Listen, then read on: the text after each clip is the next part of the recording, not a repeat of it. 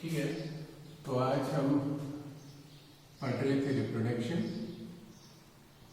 Reproduction में मैंने कल आपको पढ़ाया डेफिनेशन, इंट्रोडक्शन, उसके बाद मैंने पढ़ा types of reproduction, asexual reproduction है, सेक्सुअल रिप्रोडक्शन। तो आज हम पढ़ेंगे रिप्रोडक्शन में एक इम्पोर्टेंट प्रोसेस होता है जिसको कहते हैं हम डीएनए रेप्लिकेशन। क्या कहते हैं? DNA replication. ये डीएनए रेप्लिकेशन जो है ये एक इम्पॉर्टेंट फीचर होता है रिप्रोडक्शन का। स्पेशली क्या कहते हैं इसको, कोई भी रिप्रोडक्शन हो, एसेक्सुअल रिप्रोडक्शन हो, सेक्सुअल रिप्रोडक्शन हो, DNA replication that is doubling of DNA, doubling of DNA is very important characteristic of, ये सबसे इंपॉर्टेंट कैरेक्टरिस्टिक होता है किसका? Very important characteristic of reproduction. Reproduction का ये बहुत ही इंपॉर्टेंट कैरेक्टरिस्टिक होता है डीएनए रेप्लिकेशन। डीएनए आप जानते हो, डीएनए जिसको हम कहते हैं डीऑक्सीराइबोन्यूक्लिक एसिड। आपने पढ़ा होगा आपकी 9th क्लास में डीएनए का स्ट्रक्चर पढ़ा होगा आपने। डीएनए जो होता है इसको कहते हैं डीऑक्सीराइबोन्यूक्लिक एसिड। डीएनए जो होता है ये हमारी सेल्स के अंदर यूजुअली न्यूक्लियस के अंदर प्रेजेंट होता है। फॉर एग्जांपल अगर हमारी एक सेल के अंदर 46 क्रोमोसोम्स है तो इनके अंदर जो है 30,000 जीन्स प्रेजेंट होते हैं हमारे एक सेट ऑफ क्रोमोसोम में। तो ये जो क्रोमोसोम्स हैं इनके अंदर प्रेजेंट होता है एक थ्रेड लाइक स्ट्रक्चर जिसको कहते हैं, इसको कहते हैं हम डीएनए, डीऑक्सीराइबोन्यूक्लिक एसिड। ठीक है, डीएनए जो होता है, डीएनए एक्ट करता है, DNA acts as a genetic material. ये एक्ट करता है एज जेनेटिक मटेरियल। ठीक है, जेनेटिक मटेरियल का क्या मतलब है? यहाँ पर क्या एक्ट करता है एज जेनेटिक मटेरियल? क्यों एक्ट करता है जेनेटिक मटेरियल? ये जो डीएनए होता है इसके अंदर हमारे सभी कैरेक्टर्स की इंफॉर्मेशन प्रेजेंट होती है। DNA contains the information of all the characters of a organism और all the characters of the species. ये डीएनए जो होता है जिसको आप कहते हो डीऑक्सीराइबोन्यूक्लिक एसिड, ये एक डबल स्ट्रैंडेड, ठीक है, ये आगे आपने पढ़ना है यूनिट 4 में जेनेटिक्स में, उसमें आप डीएनए का स्ट्रक्चर पढ़ोगे। यहां पर मैंने समझाना है आपको डीएनए रेप्लिकेशन क्यों इंपॉर्टेंट प्रोसेस होता है रिप्रोडक्शन का। ये आपके एग्जाम में भी आएगा question, why DNA replication is an essential part of reproduction. DNA replication का मतलब क्या होता है? अभी मैंने आपको समझाया कि डीएनए एक्ट करता है एज जेनेटिक मटेरियल और यही डीएनए जो होता है इट कंटेन्स इंफॉर्मेशन। इसके अंदर इंफॉर्मेशन होती है। किसकी इंफॉर्मेशन होती है? It contains information of all the characters, जितने भी कैरेक्टर्स एक लिविंग ऑर्गेनिज्म या एक स्पीशीज के अंदर होते हैं उन सभी कैरेक्टर्स की इंफॉर्मेशन किसके अंदर होती है? इसी डीएनए के अंदर होती है। ठीक है, it contains information of all the characters of an organism और स्पीशीज। मैं स्पीशीज भी लिख सकता हूं, उन स्पीशीज की सभी कैरेक्टर्स की इंफॉर्मेशन उनके डीएनए में प्रेजेंट होती है। It acts as a genetic material, it transfers the characters. यही डीएनए जो होता है यही ट्रांसफर करता है कैरेक्टर्स। क्या ट्रांसफर करता है? कैरेक्टर को ट्रांसफर करता है। It transfers the characters from parents to the young ones, from parents to the young ones, जिसको हम ऑफस्प्रिंग कहते हैं, ऑफस्प्रिंग्स कहते हैं, पेरेंट्स टू यंग वंस, यही ट्रांसफर करता है इसी डीएनए के अंदर। जैसे आप देखते हो एक कुत्ते का बच्चा हमेशा कुत्ता बनता है क्योंकि उसके डीएनए के अंदर जो इंफॉर्मेशन होती है वो कुत्ता बनने की ही होती है। अंडरस्टैंड? एक बिल्ली का बच्चा हमेशा बिल्ली होता है, इट्स नॉट कि वो चूहा हो, ये कभी नहीं हो सकता। अंडरस्टैंड? तो जैसा माँ बाप है वैसा ही बच्चा होता है। ये इसलिए क्यों, किस तरह, क्योंकि जो कैरेक्टर्स होते हैं वो बच्चों तक आ जाते हैं उनके माँ बाप से ही, और वो कैरेक्टर्स की इंफॉर्मेशन असल में माँ बाप से उनको क्या मिलता है, माँ बाप से उनको यही जेनेटिक मटेरियल मिलता है, और इस जेनेटिक मटेरियल के अंदर एक बच्चा बनने की, एक ऑफस्प्रिंग बनने की सभी इंफॉर्मेशन होती है। और ये डीएनए जो होता है इसके अंदर इंफॉर्मेशन होती है कैरेक्टर्स की, वो कैरेक्टर्स होते हैं in the form of genes, और जीन्स कंट्रोल करते हैं ट्रांसफर ऑफ कैरेक्टर्स की। क्या करते हैं, कंट्रोल ट्रांसफर ऑफ कैरेक्टर्स। हर एक कैरेक्टर के लिए एक जीन प्रेजेंट होता है, अंडरस्टैंड। जीन किसको कहते हैं, gene is a small functional, ये एक छोटा सा फंक्शनल सेगमेंट होता है, इसका सेगमेंट ऑफ डीएनए। ये यूनिट ऑफ हेरिडिटी है। हेरिडिटी का मतलब क्या होता है, transmission of characters from parents to young ones, that's what we called as heredity. ये डीएनए के अंदर जो जीन्स होते हैं वही जीन्स के अंदर ये सारी इंफॉर्मेशन होती है इन सब कैरेक्टर्स की, और यही जीन्स जब माँ बाप से उनके बच्चों को मिल जाते हैं, पेरेंट्स से यंग वंस को मिल जाते हैं, तो उनमें उनके सभी कैरेक्टर जो हैं आ जाते हैं, ठीक है। वो अलग बात है फिर वो उन जैसे ही पूरी तरह से उन जैसे दिखते हैं या नहीं दिखते हैं, क्योंकि सेक्सुअल रिप्रोडक्शन में कल मैंने बोला दिखते हैं, सेक्सुअल रिप्रोडक्शन में मैंने बोला नहीं दिखते हैं, क्योंकि यहाँ पर वेरिएशंस क्रिएट होती है, गैमेट्स से बच्चे बनते हैं। तो ये डीएनए के अंदर एक स्पीशीज, एक ऑर्गेनिज्म के सभी कैरेक्टर्स की इंफॉर्मेशन होती है, और यही डीएनए ट्रांसफर करता है इन कैरेक्टर्स को माँ बाप से लेकर यंग वन तक, ठीक है, from parents to the young ones. जितने भी कैरेक्टर्स होते हैं उन सब की इंफॉर्मेशन डीएनए में होती है, और यही डीएनए डीऑक्सीराइबोन्यूक्लिक एसिड एक्ट करता है जेनेटिक मटेरियल और कैरेक्टर्स को ट्रांसफर करता है माँ बाप से इनके बच्चों तक, ठीक है। तो अब डीएनए रेप्लिकेशन क्यों जरूरी है, जैसे आप जानते हैं डीएनए जो है, फॉर एग्जाम्पल डीएनए रेप्लिकेशन का मतलब होता है जब डीएनए अपनी दो कॉपीज बना लेता है। फॉर एग्जाम्पल ये अगर समझो, सपोज ये डीएनए है, तो डीएनए के दो स्ट्रैंड्स होते हैं, एक को कहते हैं 3 प्राइम 5 प्राइम, दूसरे को कहते हैं 3 प्राइम 5 प्राइम, यानी उल्टी इनकी डायरेक्शन होती है, ठीक है।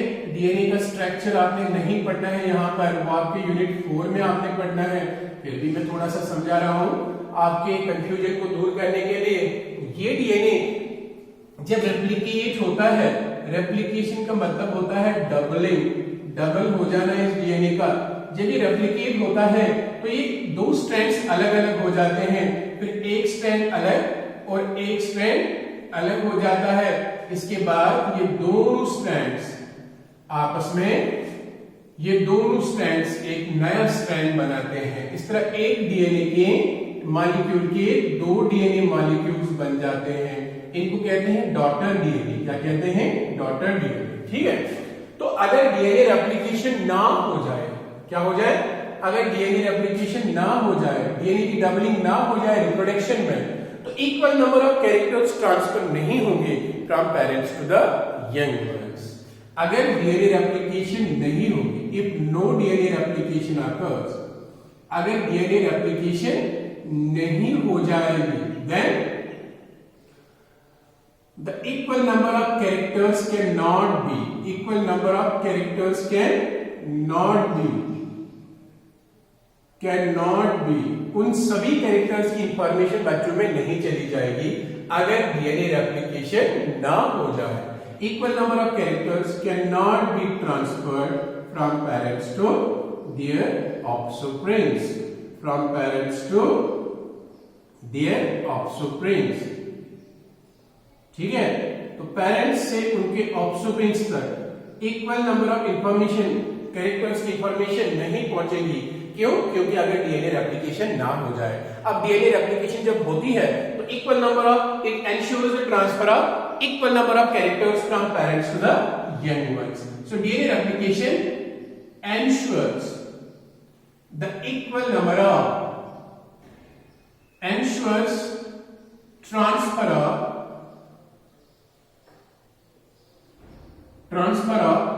all the characters, transfer of all the characters। जब डीएनए रेप्लिकेशन होती है तो सभी कैरेक्टर्स ट्रांसफर हो जाते हैं from parents to their offsprings, parents to offsprings. Offsprings का मतलब होता है बच्चे, generation. So it ensures the transfer of characters from one generation to another generation। मैं इसको रिकैप्चुलेट फिर से आपको बताऊंगा। ये डीएनए रेप्लिकेशन का मतलब होता है doubling of DNA. DNA replication, अगर डीएनए जो होता है ये एक्ट करता है जेनेटिक मटेरियल, इसके अंदर एक स्पीशीज, एक इंडिविजुअल की सभी कैरेक्टर्स की इंफॉर्मेशन होती है। ये डीएनए जो होता है ये इस इंफॉर्मेशन को स्टोर करता है और इसको ट्रांसफर भी करता है माँ बाप से उनके बच्चों को, ठीक है। अगर डीएनए रेप्लिकेशन ना हो जाए तो जितने कैरेक्टर्स माँ बाप में होते हैं सब के सब कैरेक्टर्स बच्चों में नहीं आ जाएंगे, तो this will create a confusion and a problem. Understand? When it replicates it ensures that equal number of characters are transferred from parents to their young ones। That's what we called as DNA replication. Now I will cite an example here. The example I will take an example of a cell. For example, there is a cell, a unicellular organism. It's having 2 DNA molecules in it. Okay. For example, there is a unicellular organism. इसके अंदर 2 DNA molecules है. तो जब ये divide होगा, usually ये asexual reproduction से divide होगा. तो जब ये divide होगा, ये अपने 2 copies बनाएगा। अगर DNA replication ना हो जाए, तो इसको एक और इसको एक मिलेगा। That means इनमें इसके अंदर जो इंफॉर्मेशन थी वो 2 डीएनए मॉलिक्यूल्स में थी। That means इसमें और इसमें एक ही डीएनए मॉलिक्यूल आया। That means equal number of characters इनमें नहीं आए। तो this will create a problem. अब क्या होता है, ये इसको भी 2 डीएनए देता है, इसको भी 2 डीएनए देता है। इसका मतलब ये अपने 2 डीएनए को पहले 4 डीएनए कर देता है, ठीक है।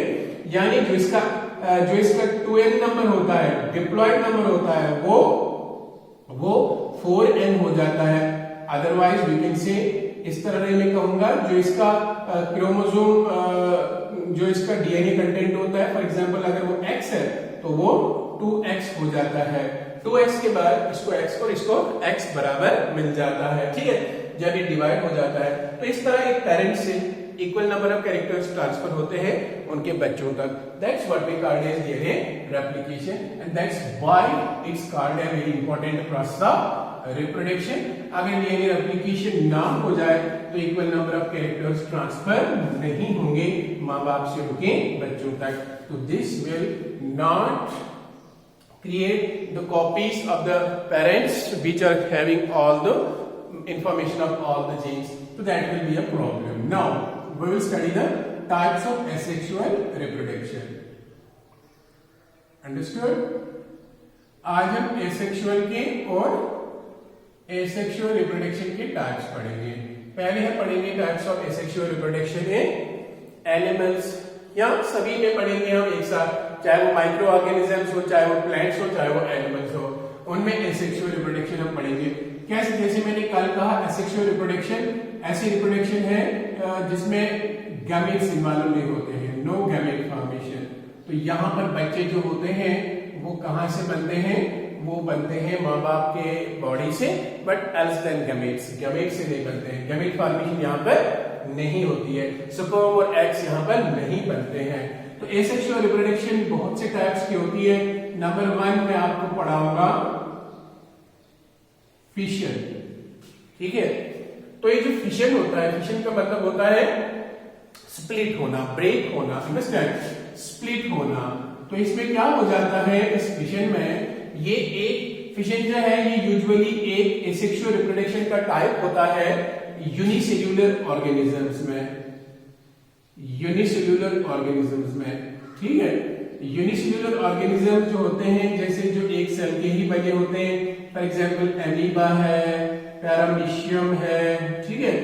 नाउ इसके अलावा इग्लेना है, देन प्लाज्मोडियम, ये सब के सब जो होते हैं ये एक ही सेल के बने होते हैं, इनको बोलते हैं यूनिसेल्यूलर ऑर्गेनिजम्स। ये क्या काम करते हैं? ये गैमेट्स नहीं बनाते हैं, ठीक है। एसेक्सुअल रिप्रोडक्शन को ही फॉलो करते हैं, और एसेक्सुअल रिप्रोडक्शन एक फास्ट मीन्स ऑफ रिप्रोडक्शन होती है। इसमें जो बहुत कम टाइम में जो है नंबर ऑफ ऑर्गेनिजम्स बहुत ज्यादा हो जाता है, क्योंकि ये बहुत तेज मीन्स ऑफ रिप्रोडक्शन है एसेक्सुअल रिप्रोडक्शन। अब फिशन में क्या होता है, ये यूनिसेल्युलर ऑर्गेनिजम्स में होता है।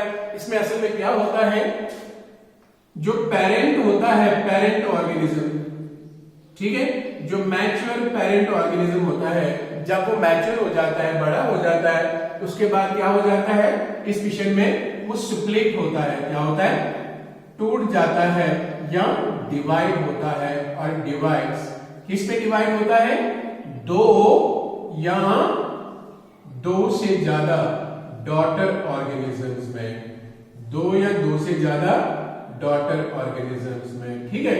तो फिशन में क्या होता है, जब भी पेरेंट मैच्योर हो जाता है, पेरेंट ऑर्गेनिज्म, तो मैच्योर होने के बाद वो अपने आप को डिवाइड करता है दो या दो से ज्यादा डॉटर ऑर्गेनिजम्स में, ठीक है। ये सभी डॉटर ऑर्गेनिज्म जो होते हैं वो सिमिलर होते हैं, हाँ? मैंने आपको कहा है, क्योंकि एसेक्सुअल रिप्रोडक्शन में यंग वंस बनते हैं, उनको हम क्लोन कहते हैं। ये आइडेंटिकल ऑर्गेनिजम्स का एक ग्रुप होता है, ठीक है। तो मैंने कहा फिशन में क्या होता है, यहाँ पर जब भी एक यूनिसेल्युलर ऑर्गेनिज्म मैच्योर होता है, मैच्योर होने के बाद वो अपने आप को डिवाइड करता है दो या दो से ज्यादा डॉटर ऑर्गेनिजम्स में। इसका मतलब इससे हमें ये पता चलता है कि जो फिशन है ये दो किस्म का होता है। कितने किस्म का होता है, दो किस्म का होता है। दैट मीन्स अगर दो ही बनते हैं, fission is of two types, ये दो टाइप्स का होता है। ये आपके एग्जाम में आएगा, what is difference between binary and multiple fission. तो दो टाइप्स का फिशन होता है, एक होता है बाइनरी फिशन। क्या होता है, बाइनरी फिशन, एंड दूसरा होता है मल्टीपल फिशन। वेरी सिंपल, देखो इसमें क्या होता है, बाइनरी का मतलब होता है टू एंड मल्टीपल का मतलब होता है मैनी, बहुत सारी कॉपी। तो बाइनरी फिशन में क्या होता है, एक पेरेंट यूनिसेल्युलर ऑर्गेनिज्म जो होता है, एक पेरेंट यूनिसेल्युलर ऑर्गेनिज्म जो होता है, उसको क्या हो जाता है, जब वो मैच्योर होता है, ऑन मैच्योरेशन, जब वो मैच्योर हो जाता है तो वो डिवाइड हो जाता है दो इक्वल डॉटर ऑर्गेनिजम्स में, ठीक है। तो जब वो मैच्योर होता है तो वो डिवाइड हो जाता है, कितने में डिवाइड हो जाता है, to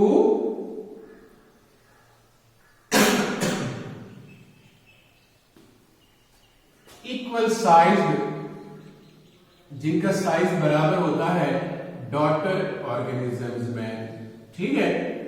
for example binary fission जो होता है ये होता है एमीबा में, फेवरेबल एनवायरमेंटल कंडीशंस में, ये होता है पैरामीशियम में, ठीक है।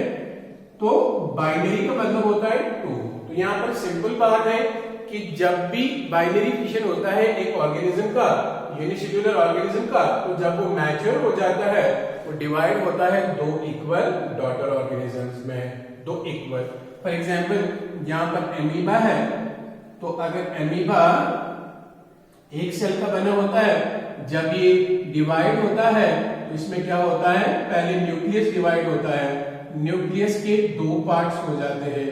जब न्यूक्लियस पूरी तरह से दो पार्ट्स में जो है डिवाइड हो जाता है, फिर साइटोप्लाज्म भी डिवाइड होता है। अब न्यूक्लियस दो बन गए, तो जहां पर न्यूक्लियस डिवाइड होता है वहीं पर बीच में साइटोप्लाज्म के भी दो हिस्से होना शुरू हो जाते हैं। इस तरह अलग अलग दो डॉटर ऑर्गेनिजम्स बन जाते हैं, एक और दो, ठीक है।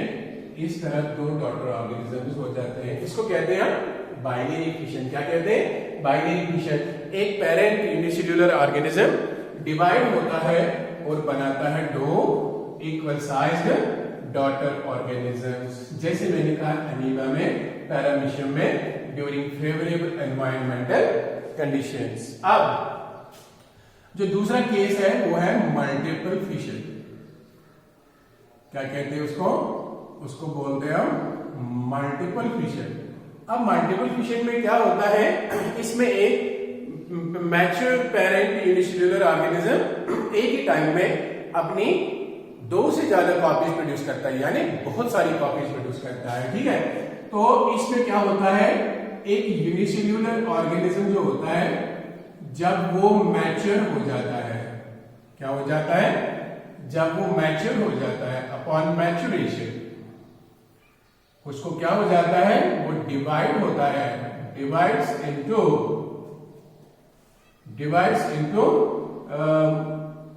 मोर than two, divides into many daughter organisms. ये एक ही टाइम में बहुत सारे डॉटर ऑर्गेनिजम्स में डिवाइड होता है एट द सेम टाइम, ठीक है। ऐसा किसमें होता है, ऐसा अक्सर होता है अमीबा में भी, लेकिन ड्यूरिंग अनफेवरेबल एनवायरमेंटल कंडीशंस। ऐसा होता है प्लाज्मोडियम में एज यूजुअल, ठीक है। प्लाज्मोडियम एक मलेरिया क्रिएट करने वाला पैरासाइट होता है, यूनिसेल्यूलर ऑर्गेनिज्म होता है। ये अमीबा क्या करता है, जब भी इसको अनफेवरेबल एनवायरमेंटल कंडीशंस होती है, ये अपनी बॉडी के अंदर अराउंड एक वॉल बनाता है जो खुद ही सीक्रेट करता है, इसको कहते हैं सिस्ट। क्या कहते हैं, इस प्रोसेस को कहते हैं एनसिस्टमेंट। क्या कहते हैं, एनसिस्टमेंट, ठीक है। इस सिस्ट के अंदर ये अपने आप की बहुत सारी कॉपीज प्रोड्यूस करता है एट द सेम टाइम, ठीक है, ड्यूरिंग अनफेवरेबल एनवायरमेंटल कंडीशंस। यानी इसमें बहुत डॉटर एमीबे जो है क्रिएट हो जाते हैं, बन जाते हैं, ठीक है। फिर क्या हो जाता है, जब फेवरेबल एनवायरमेंटल कंडीशन आता है तो ये सिस्ट ब्रेक होता है, तो ये डॉटर एमीबे बाहर आ जाते हैं, डॉटर एमीबे, ठीक है, ये बाहर आ जाते हैं, ठीक। तो ये डॉटर एमीबे बहुत सारे होते हैं, तो इसको कहते हैं हम मल्टीपल फिजन। ऐसा ही प्लाज्मोडियम के साथ भी होता है। जब प्लाज्मोडियम इन्फेक्ट करता है एक इंसान को, तो ये रेड ब्लड सेल के अंदर चला जाता है। इसी रेड ब्लड सेल के अंदर ये अपने आप को बहुत बार डिवाइड करता है, तो मल्टीपल कॉपीज प्रोड्यूस करता है। अपने न्यूक्लियस के कई डिविजन्स करके, साइटोप्लाज्म के बहुत सारे डिविजन्स करके, उसके बाद क्या हो जाता है, जब क्या कहते हैं, ये सेल बर्स्ट हो जाती है, तो बहुत सारे इसमें प्लाज्मोडिया बाहर आ जाते हैं, तो ये फिर दूसरे सेल्स को इन्फेक्ट करते हैं, ठीक है। इसको कहते हैं मल्टीपल फिजन। तो सिंपल डिफरेंस है, बाइनरी फिशन में एक पेरेंट ऑर्गेनिज्म दो डॉटर ऑर्गेनिजम्स में डिवाइड होता है, तो मल्टीपल फिशन में क्या हो जाता है, इससे दो से ज्यादा मल्टीपल कॉपीज में वो डिवाइड होता है। अब इस फिशन में क्या होता है, इसमें पहले डिवीजन ऑफ न्यूक्लियस होता है। हमेशा यहाँ पहले डिवीजन ऑफ न्यूक्लियस होता है। न्यूक्लियस के डिवीजन को कहते हैं कैरियो काइनेसिस। तो उसके बाद होता है डिवीजन ऑफ साइटोप्लाज्म। साइटोप्लाज्म के डिवीजन को कहते हैं साइटोकाइनेसिस। क्या कहते हैं, cytokinesis. That's all about fission, ठीक है। एक और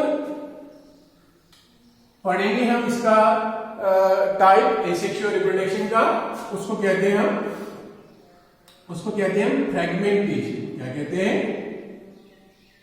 फ्रेगमेंटेशन, ठीक है।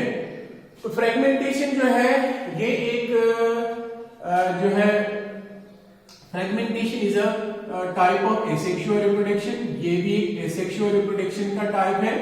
कौन, फ्रेगमेंटेशन। इसमें क्या होता है, ये यूजुअली होता है, this fragmentation occurs in simple multicellular animals. जो छोटे छोटे मल्टीसेल्यूलर एनिमल्स होते हैं, उनमें फ्रेगमेंटेशन हो जाता है। फॉर एग्जांपल मैं यहां कहूंगा फ्लैट वर्म्स में, और फ्लैट वर्म जो आपने 9th में पढ़े हैं, प्लेटीहेल्मिन की, उसमें एक फ्लैट वर्म होती है जिसको कहते हैं प्लेनेरिया। अब प्लेनेरिया में होता है, ठीक है, क्या होता है, फ्रेगमेंटेशन। ये जो है ऐसी जैसी एक वर्म होती है, ठीक है,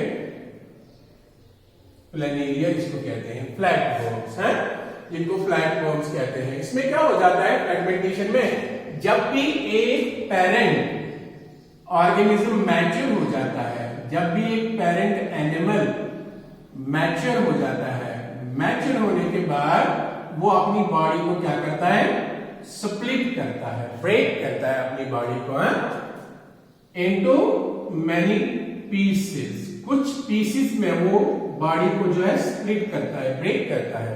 तो तो फ्रेगमेंटेशन में क्या होता है, फ्रेगमेंटेशन में होता यूं है कि जब भी एक मैच्योर पेरेंट ऑर्गेनिज्म जब वो मैच्योर हो जाता है वो अपने आप को खुद ही डिवाइड करता है या उसकी बॉडी डिवाइड हो जाती है।